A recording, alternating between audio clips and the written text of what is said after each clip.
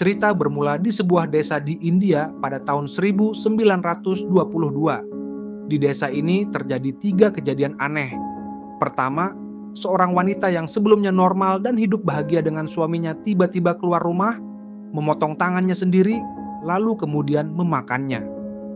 Kedua, seorang pria yang sedang mengayuh sepeda tiba-tiba mendengar suara aneh. Ia turun dari sepedanya lalu dengan sengaja membenturkan kepalanya ke cabang pohon yang memiliki paku hingga ia tewas. Ketiga, seorang gadis memotong telinganya sendiri lalu mulai memakannya. Dari kejadian-kejadian ini, jelas ada sesuatu yang tidak beres di desa tersebut. Diduga ada kutukan yang sedang melanda. Para penduduk pun pergi menemui tuan tanah desa yang juga merupakan pemimpin di sana. Setelah mendengarkan keluhan mereka, sang tuan tanah masuk ke dalam rumahnya, di mana kita melihat ibunya yang sudah sangat tua dengan kondisi fisik yang aneh, seolah terkena kutukan. Sang ibu mengatakan sesuatu kepada tuan tanah. Setelah itu, ia membuka sebuah kotak tua dan mengambil sebuah kotak, lalu pergi meninggalkan desa. Ternyata ia meninggalkan keluarganya untuk mencari cara menghilangkan kutukan yang melanda desa. Cerita kemudian berpindah ke masa kini, di mana kita melihat beberapa penduduk desa membawa mayat seseorang. Dari percakapan mereka terungkap bahwa setiap kali seseorang meninggal, jenazahnya akan diletakkan di area tertentu di dalam hutan. Penduduk tidak boleh berada di area itu lebih dari 2 menit. Mereka hanya menaruh mayat di sana dan segera pergi, karena sesosok makhluk misterius akan menyeret mayat tersebut untuk dimakan. Hutan di desa itu memiliki wilayah terlarang yang dibatasi oleh batang kayu yang diletakkan sebagai penghalang dan benang yang diikat sebagai penanda. Jika ada orang yang keluar dari batas itu, maka ia akan dimangsa oleh makhluk yang menyeramkan. Selanjutnya, kita diperkenalkan dengan tokoh utama film ini yang bernama Lingam, yang berprofesi sebagai pembuat dan penjual minuman keras bersama sahabatnya yang bernama Murti. Lingam adalah seorang yatim piatu, tetapi ayah Murti memperlakukannya seperti anak sendiri. Lingam menyukai seorang gadis desa bernama Padu. Tuan tanah desa saat ini adalah Fir Raju, seorang pria kejam yang merampas tanah penduduk dengan memberikan pinjaman berbunga tinggi. Bahkan, ketika seseorang berhasil melunasi utangnya dan ingin mengambil kembali surat tanahnya, Fir Raju akan membunuhnya. Ia mempunyai seorang adik yang bernama Bali. Bali sering melakukan aksi kejahatan dan sering melecehkan wanita di desa. Suatu hari Bali mencoba menculik cucu seorang kakek tua, tetapi Padu berhasil menyelamatkannya dengan menakuti Bali menggunakan senjata tajam.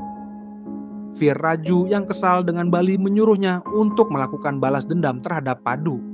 Malam itu Bali dan anak buahnya menyerang Padu, tetapi Lingam datang tepat waktu dan menghajar mereka hingga kabur.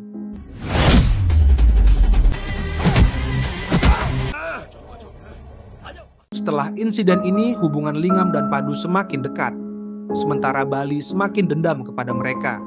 Teman-teman, ada 2 kejadian penting yang terjadi di antara peristiwa-peristiwa sebelumnya. Pertama, seorang wanita hamil pergi ke hutan bersama anak perempuannya. Tanpa sadar, ia memasuki area terlarang. Begitu ia melewati batas tersebut, makhluk misterius langsung membunuhnya dan mulai memakannya. Dari kejadian ini, kita paham bahwa makhluk itu memang terjebak di dalam area terlarang tersebut dan memiliki cara licik untuk memancing orang agar masuk ke sana. Kedua, kita melihat seorang dukun wanita yang sedang mengusir roh jahat dari tubuh seorang wanita.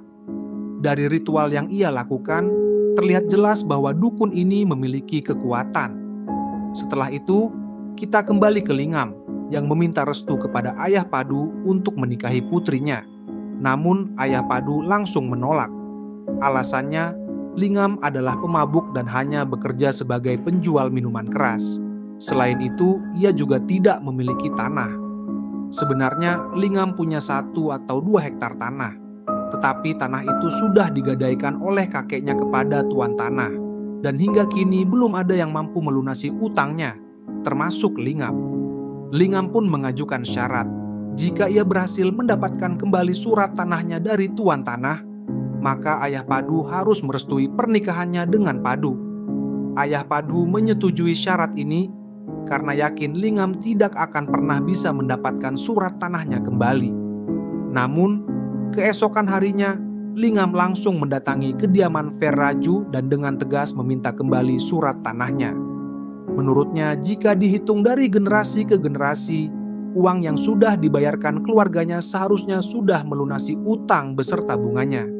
Tentu saja Fer Raju menolak menyerahkan surat tanah tersebut, sehingga Lingam bersiap bertarung dengannya. Melihat situasi semakin serius, Fer Raju menjalankan siasat licik. Ia menawarkan pertukaran. Lingam akan mendapatkan 4 hektar tanah sebagai ganti 2 hektar miliknya. Namun, tanah 4 hektar itu adalah hutan belantara. Tanpa berpikir panjang, Lingam menyetujui tawaran tersebut. Fer Raju pun segera menulis sertifikat kepemilikan tanah atas nama Lingam dan menyerahkannya. Masalahnya, tanah 4 hektar ini ternyata berada di area terlarang, tempat tinggal makhluk mengerikan itu. Fer Raju sadar betul bahwa siapapun yang masuk ke area tersebut tidak akan pernah kembali hidup-hidup. Jadi, dengan memberikan tanah itu kepada Lingam, ia berharap Lingam akan dibunuh oleh makhluk tersebut, dan akhirnya tanah itu tetap menjadi miliknya. Lingam kini memiliki 4 hektar tanah. Ayah Padu pun terpaksa memenuhi janjinya dan merestui pernikahan mereka. Di sisi lain, kita mulai memahami bahwa Lingam sering mengalami mimpi buruk akibat trauma masa kecilnya. Saat kecil, ia menyaksikan sendiri bagaimana kakeknya dibunuh oleh makhluk yang tinggal di area terlarang tersebut. Yang menjadi pertanyaan besar, mengapa Lingam tetap menerima pertukaran tanah itu, padahal ia pasti tahu bahwa area hutan itu sangat berbahaya? Nah, inilah twist besar dalam film yang akan terungkap di akhir cerita. Untuk saat ini, mari kita bahas hal yang pernah diceritakan oleh kakek Lingam kepadanya. Menurut sang kakek, dahulu kala ada seorang raja kejam yang menaklukkan berbagai kerajaan dan membantai banyak keluarga kerajaan. Salah satu kerajaan yang dihancurkannya adalah Kerajaan Kalinga, yang terletak di sekitar area ini. Konon, semua harta karun Kerajaan Kalinga tersembunyi di dalam hutan terlarang tersebut. Sementara itu, Padu pergi berdoa di kuil. Di luar kuil, dukun wanita yang sebelumnya kita lihat memperingatkan Padu bahwa suaminya dalam bahaya dan mungkin akan mati.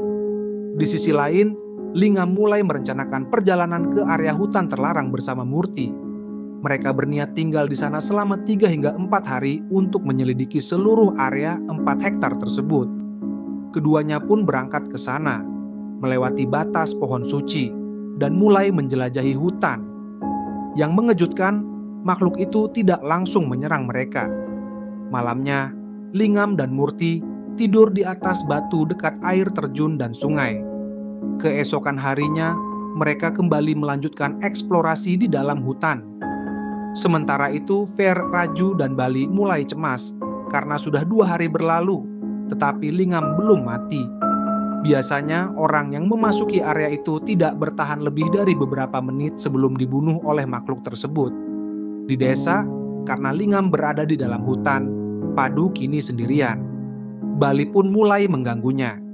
Ia dengan sombong mengatakan bahwa Lingam akan segera mati di dalam hutan, dan setelah itu ia akan melakukan hal buruk terhadap Padu. Di dalam hutan, Lingam mulai mengalami halusinasi bahwa istrinya datang untuk membawanya pulang. Ini jelas menunjukkan bahwa hutan atau makhluk di dalamnya mulai memainkan triknya pada Lingam. Pada titik ini, kita kembali ke kilas balik saat Lingam kecil bersama kakeknya.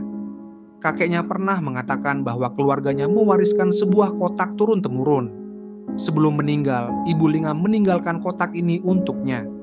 Di dalamnya terdapat banyak rahasia, termasuk jawaban atas berbagai pertanyaan. Namun, setelah kematian sang kakek, kotak itu hilang di dalam hutan. Sejak kecil, Lingam sering masuk ke area terlarang untuk mencari kotak tersebut. Ini berarti ia sudah mengetahui banyak tentang daerah itu. Hingga suatu hari ia benar-benar menemukan kotak itu. Di dalamnya ia menemukan pakaian ibunya serta sebuah buku yang berisi semua jawaban yang selama ini ia cari. Lingam sudah membaca buku tersebut. Di dalam buku itu dikisahkan pada abad ke-18 di Rudragudem. Penguasanya ingin memenuhi ambisi dengan menyerang kerajaan Kalinga, tetapi mengalami kekalahan. Tidak mampu menang, ia meminta bantuan iblis melalui ritual ilmu hitam. Lahirlah iblis bernama Asura Dakshi. Dengan bantuannya, Rudragudem berhasil menaklukkan Kalinga, menjarah harta dan mengusir 2 pangeran kerajaan. Namun, kejayaan Rudragudem tak bertahan lama. Kutukan menimpa kerajaan, wabah melanda, rakyat mati, dan Dakshi mulai memakan manusia. Saat situasi tak terkendali, Syakuntala Devi, istri penguasa, meminta bantuan Giri Maharshi. Maharshi menyarankan mendirikan kuil Dewi Pratyangira di perbatasan desa sebagai perlindungan. Syakuntala Devi melaksanakannya dan desa pun aman dari kejahatan Dakshi. Namun, Maharshi meramalkan bahwa dalam 12 hingga 120 tahun, keturunan Syakuntala Devi harus mengembalikan harta Kalinga ke Gua Patlaganga dan mengorbankan diri untuk menebus dosa leluhurnya. Menyadari pengorbanan itu, Syakuntala Devi terpukul dan jatuh sakit. Menariknya, di awal film, kita melihat seorang wanita tua yang misterius.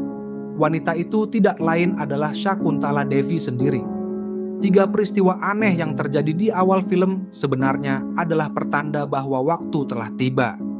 Waktu di mana salah satu keturunannya harus mengorbankan diri untuk menebus dosa leluhur mereka. Pada tahun 1922, tuan tanah itu meninggalkan keluarganya dan pergi dengan menunggang kuda, membawa seluruh harta miliknya. Ia menyembunyikan harta itu di dalam sebuah gua dan mengorbankan nyawanya, yang akhirnya menghentikan kejadian-kejadian aneh di desa tersebut. Lingam pun mengetahui kisah ini dan mulai mencari harta tersebut, karena ia yakin gua di hutan itu memang menyimpan sesuatu yang berharga. Bersama temannya Murti, Lingam menemukan gua tersebut. Di sini, kita mengetahui lebih banyak hal. Sejak awal, Lingam sengaja meminta Virraju untuk mengembalikan tanahnya. Ia tahu bahwa dalam situasi yang tegang, Virraju akan menyerahkan tanah hutan itu kepadanya, karena dianggap tidak berguna. Sebenarnya, Lingam bisa saja menemukan gua itu lebih awal, tetapi jika ia sering mengunjungi tempat tersebut, orang-orang desa dan anak buah Virraju pasti akan curiga. Karena itulah, Lingam merancang strategi agar Virraju sendiri yang menyerahkan tanah tersebut kepadanya. Setelah tanah itu resmi menjadi miliknya, ia bisa mencari harta karun tanpa menimbulkan kecurigaan. Selain itu, Lingam ternyata adalah pewaris kerajaan Kalinga, yang berarti ia memang memiliki hak atas harta itu. Saat berada di dalam gua, Lingam dan Murti akhirnya menemukan tempat di mana tuan tanah mengorbankan dirinya pada tahun 1922. Harta karun pun ada di sana. Namun, masalahnya adalah makhluk bernama Asura Dakshi juga mengikuti mereka. Tak hanya itu, Bali dan anak buahnya juga datang mengejar Lingam karena heran mengapa ia belum mati. Di dalam gua, pertarungan terjadi antara Lingam dan Bali beserta anak buahnya. Tak lama kemudian, Asura Dakshi muncul dan membantai Bali serta anak buahnya.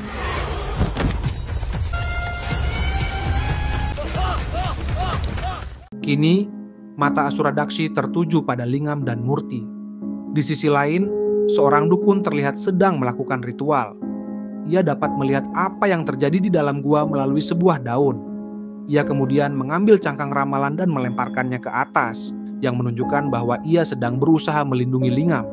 Bahkan, ia meminta bantuan dari Pratyangira Mata.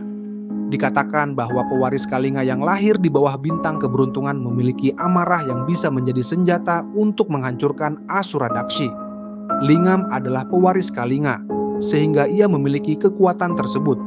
Di dalam gua, ia menemukan sebuah pedang, dan di saat yang sama Patyala Mata juga muncul. Ia menyalurkan kekuatannya ke Lingam, sehingga Lingam akhirnya bisa mengalahkan Asura Dakshi. Setelah itu, harta karun pun menjadi milik Lingam.